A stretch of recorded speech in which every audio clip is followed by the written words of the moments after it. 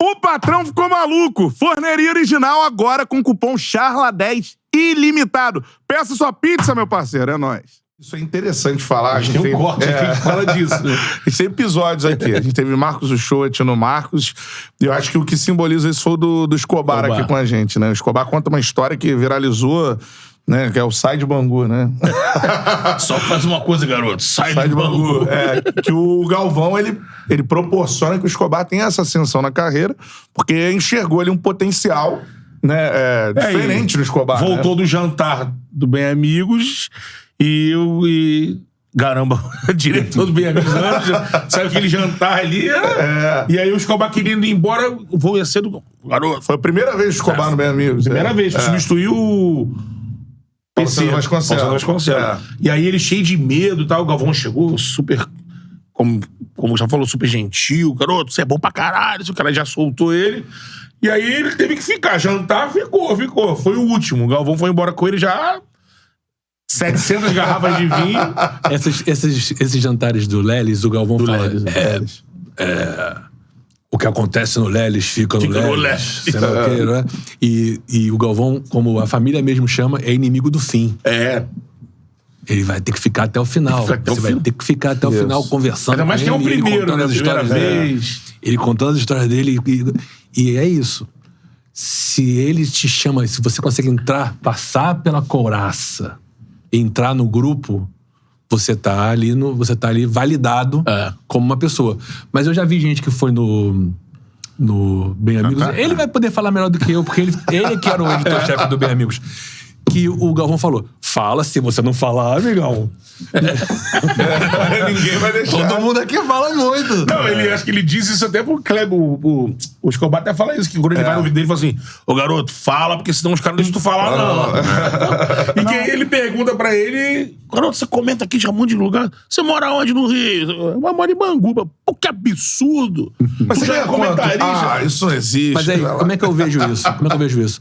O Galvão, cara, todo mundo na família dele é todo mundo muito inteligente. São muito inteligentes. É QI. Ele tem a capacidade... Imagina você tá narrando uma história que você não sabe o fim. Seu trabalho é esse, né? Exatamente. Você tá narrando... Então você começa a construir uma história que é de que um time vai ganhar, o outro vai perder. Começa a fazer aquele climazinho da... Você tá construindo na sua cabeça, tá passando um montão de coisas. Ele consegue reconhecer a hora exata de falar uma coisa que todo mundo vai concordar com ele. Então, pra ele, olhar no olho de alguém e ver que essa pessoa tem valor, sabe contar uma história, faz parte disso, eu acho. Então, o que aconteceu naquele dia com o Escobar? Ele olhou e falou, porra, esse cara aí, rápido, né? Inteligente, rápido, sabe se comunicar, sabe dominar uma plateia. Esse cara aí é importante, esse cara aí tem... Quanto você ganha? Isso. Não. Liga pra Globo e fala, pô, vamos pegar esse cara, vamos manter esse cara aí, porque é assim. Eu acho que o Galvão tem muito essa capacidade de avaliar rapidamente, pelo olhar, se ele vai gostar ou não da pessoa. Entendeu? Cara, foi interessante o que você falou, Gustavo, em relação a essa questão da competência. Ele é o cara que ele é encantado, né, conquistado pela competência, se ele lida mal com a incompetência. Sabe quem me ensinou a lidar com o Galvão? Sidney Garamboni. Garamboni, diretor do Galvão. Fez aquele na estrada com o Galvão lá um tempão. Exatamente. Ele trabalha com ele há muito tempo.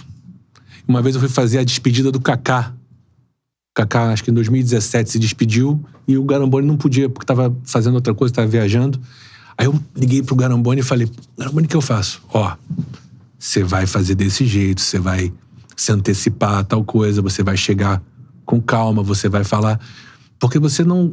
Um cara que tem 40 anos trabalhando em alta performance, você não pode chegar despreparado pra trabalhar com essa pessoa. Vai te engolir, né? Vai te engolir. Vai sentir, vai sentir o cheiro do sangue. Cheiro do sangue do tubarão. Mas eu acho que tem a questão do pudor, né? A gente tá falando aqui do tamanho dele e tal. Então, isso é muito engraçado. E isso eu aprendi com o Mário Jorge. A primeira vez que eu fui falar no ouvido do Galvão, digamos assim, foi na Copa de 2006. Mário Jorge Guimarães. Mário Jorge Guimarães, Maroca. em que ele falou, não, fica aí, era uma espécie de bem amigos ali e tal. E eu lá com aquele botãozinho que a gente fala no ouvido assim, e eu vendo o programa assim e tal, e eu comecei a falar, não, pô, acho que isso aí não sei o que lá. Mano, fala pra ele. Eu falei, mas não vou apertar aqui, vai mandar merda. Não, fala pra ele. Daí eu, falei a primeira coisa. E aí na hora ele ouviu, falou, Então você vai tendo essa... Uma relação de confiança. É uma consciência que é até meio óbvio. Tipo assim, pô, tá todo mundo junto aqui. Entendeu? Tá todo mundo junto. O narrador, ele precisa de todo mundo.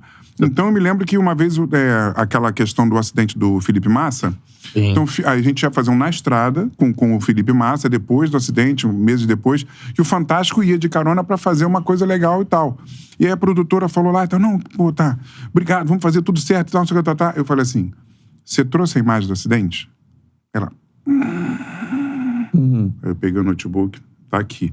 Muito obrigado e tal. Aí botou lá, não sei o que, papá, e aí o Galvão começou, bem amigos do Fantástico, há tantos meses, num domingo de manhã, o Brasil ficou tenso, porque tinha sido um acidente, né? E ela toda feliz assim. Eu falei assim, Galvão, ela, não interrompe. Eu falei, Galvão, foi sábado. Tinha sido um treino, não tinha sido na corrida. E ela achando que o Galvão ia ficar zangado com o Garamboni. Interromper, entendeu? Tava tudo certo, ele...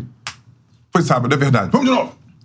Bem amigos e tal. Então assim, ele não quer errar. Lógico. Entendeu? É isso. Ele é a excelência em pessoa. Ele não quer errar. Ele odeia o erro. Deixa pro ar o negócio, fala um sábado, ele porra, tá louco. Se você tá em volta dele, protegendo e fazendo...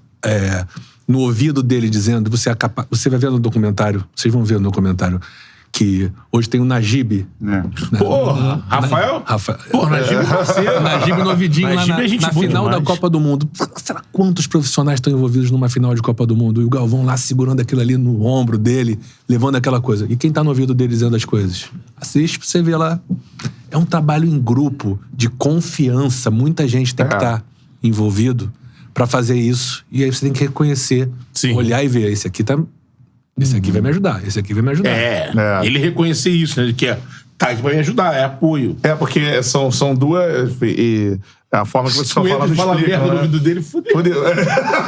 Aí você fala... Aí babou, amigo. Porque são duas faces interessantes vocês explicando por que isso existe, né? Porque pra gente que não trabalha o Galvão, por exemplo, chega muita gente, pô, o Galvão, pô, é marrento e tudo mais. Uma perna fudida. Perna, né, e tal. E aí chega uma outra vertente agora, a gente conversando com a galera que trabalha com ele. O Galvão é muito generoso, né? Então vocês acham que vocês estão explicando... Justo, né? Isso, né? Como o Galvão é marrento e generoso ao mesmo tempo, né? Tem essa questão da personalidade. Algumas explosões que ele tem, e vocês vão ver no documentário, eu acho muito interessante, porque a gente não avalia, analisa e nem julga. Isso é muito importante no documentário. Nem julga. A gente coloca, olha, ele teve essa explosão. Coloca onde e meio que por quê.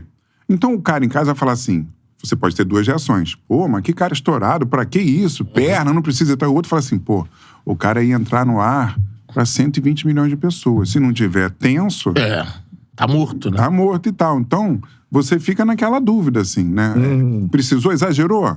Pô, será que exagerou? Mas não tinha como exagerar? Mas é importante você não tomar partido. Quem tá em casa vai ver. Você faz um documentário como o Dr. Castor. Um cara pode achar que é um gangster... O outro pode achar que é um benfeitor. Figuraça do Rio. A gente recebeu carta de presidiário falando, pô, podemos receber aqui, assistir o Dr. Castor, sei lá o quê. Cara, os dois lados tem que estar... Você tá fazendo um documento pra história.